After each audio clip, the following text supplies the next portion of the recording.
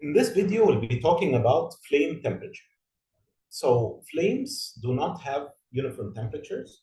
And I think we all know that if you ever try to get a lighter, like the one they use for smoking, you put your finger in the flame, it doesn't really burn that much. If you leave it for a long time, it will start burning. But if you just move your fingers across, it doesn't really hurt you that much. So small flames like those in candles or cigarette lighters can have difference of 400 Celsius from one part of the visible flame to the other. Part of it is really hot, and part of it is it's okay. Larger flames, however, are more uniform, so they don't have such a high gradient in the temperatures. However, no flame is uniform completely.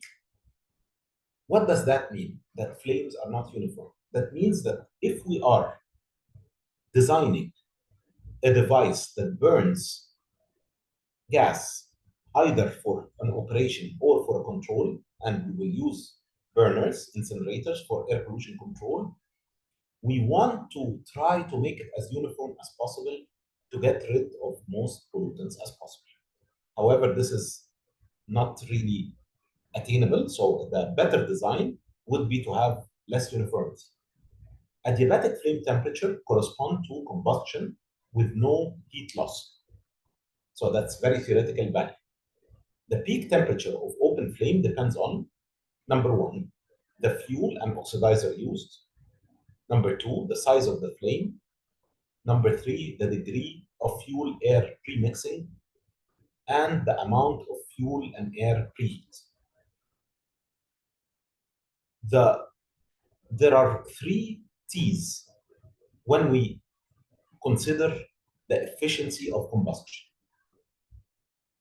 time, temperature, and turbulence. Time, temperature, and turbulence. Time is the reaction time. So the more you have the flame, the more you will destruct, the more you will incinerate. The more you have temperature, the more efficient your combustion will be.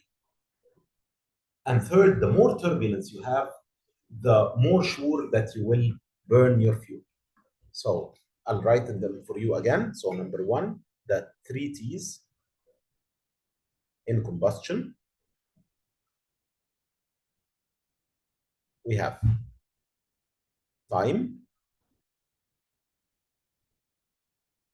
temperature, and turbulence.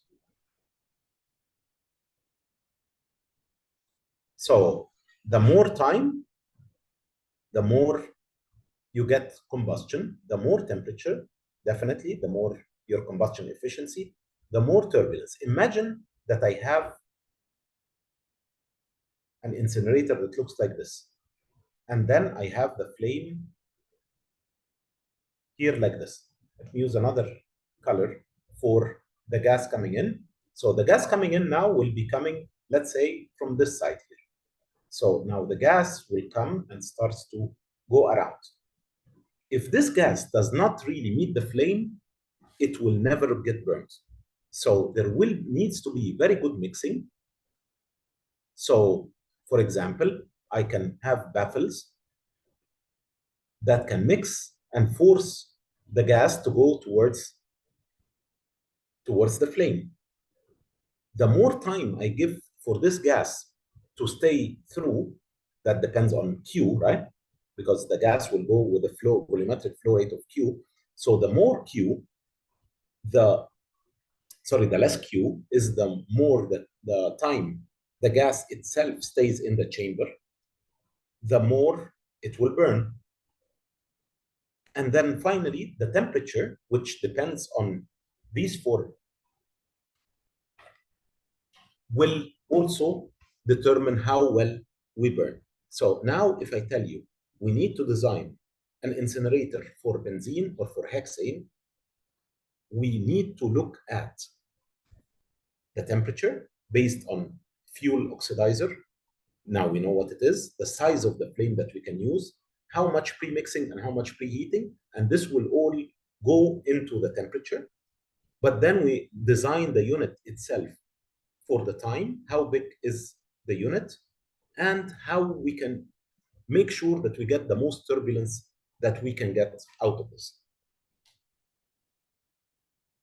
Fuel oxygen flames are much hotter than fuel air flames.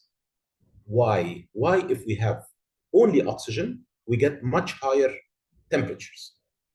This is because nitrogen that is not really reactive. Nitrogen is not part of the reaction.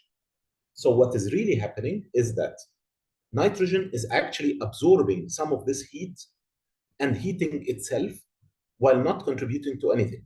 So the presence of nitrogen is cooling down the reaction or wasting, let me put it, some of the combustion energy. This is true for any fuel if it's mixed with nitrogen. The highest temperature flames are produced by acetylene and oxygen. And this is the one we use for welding because it's really hot. They are hotter than the flames ordinary fuels like methane and oxygen.